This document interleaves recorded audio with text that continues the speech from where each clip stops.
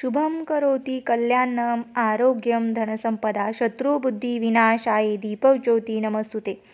बघा, आज दीप अमावस्येला दीपपूजन कसे करावे, दीपपूजनासाठी काय काय करावे। बघा, दीपपूजन करताना आपल्याला काय करायचे आहे, जे आपण घरात दिवे वापरत असतो म्हणजे देवपूजेसाठी जेव्हा दिवे वापरत असतो ते दिवे आपल्याला स्वच्छ करून घ्यायचे आहेत। तसेच जे ठेवणीतले दिवे आहेत ना, ते सुद्धा दिवे काढून घ्यायचे, ते स्वच्छ धुवून पुसून घ्यायचे आणि त्याला व्यवस्थित पुसून घ्यायचं, साफ करून घ्यायचं आणि नंतर त्यामध्ये जी आपण हातावर वळलेली वात असते ना, ती वाती 2-2 वाती त्यामध्ये घालून घ्यायचं आणि सर्व जेवढे आपण दिवे स्वच्छ करून घेतलेले आहेत त्या दिव्यामध्ये प्रत्येकी 2-2 अशा वाती घालून घ्यायच्या आणि सर्व दिवे हे तयार करायचे आहे। आणि हे दिवे तयार करून एका साईडला ठेवायचे।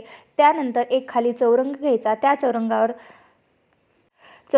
पिवळं वस्त्र आथरायचं, त्यावर थोडंसं तांदूळ टाकायचे, त्यावर हळद कुंकू अक्षता हे सर्व टाकून घ्यायचं, अर्पण करायचं आणि त्यानंतर त्यावर एक आपल्याला प्लेट ठेवायची आहे। नसेल तर तुम्ही त्यावरही ठेवलं तरीही चालतं, पण मी प्लेट ठेवलेले आहे आणि प्लेट ठेवल्यानंतर तुम्हाला त्यामध्ये जे आपण दिवे स्वच्छ करून वाती घालून तेल घालून घेतलेले आहे ते दिवे आपल्याला घ्यायचे आहेत। ते दिवे घेतल्यानंतर ते एक असे व्यवस्थित ठेवून द्यायचे आहेत आणि ठेवून दिल्यानंतर परत त्यांना ठेवायचे आहेत। त्यांना हळद कुंकू अक्षता फुलं अर्पण करायची आहेत, जसे की मी व्हिडिओमध्ये दाखवलं आहे। अशा पद्धतीने तुम्हाला हळद कुंकू अर्पण करायचे आहेत आणि दिवे जेवढे आपण दिवे घेतले आहेत तेवढे सर्व दिवे तुम्हाला प्रज्वलित करून घ्यायचे आहेत। दिवे प्रज्वलित करताना दिव्याचा कोणता मंत्र म्हणायचा आहे, तर बघा, दिव्याचा शुभम करोति कल्याणम आरोग्यम धनसंपदा शत्रुबुद्धी विनाशाय दीपज्योती नमस्तुते अशा प्रकारे तुम्हाला हा मंत्राचा म्हणायचा आहे आणि दिवे प्रज्वलित करायचे आहेत। अशा प्रकारे मी तुम्हाला थोडक्यात दीप प्रज्वलनाची माहिती सांगितली। तुम्हाला आवडली असेल तर नक्की लाईक करा, शेअर करा आणि चॅनल नवीन असाल तर सबस्क्राईब करायला विसरू नका। धन्यवाद। श्री स्वामी समर्थ।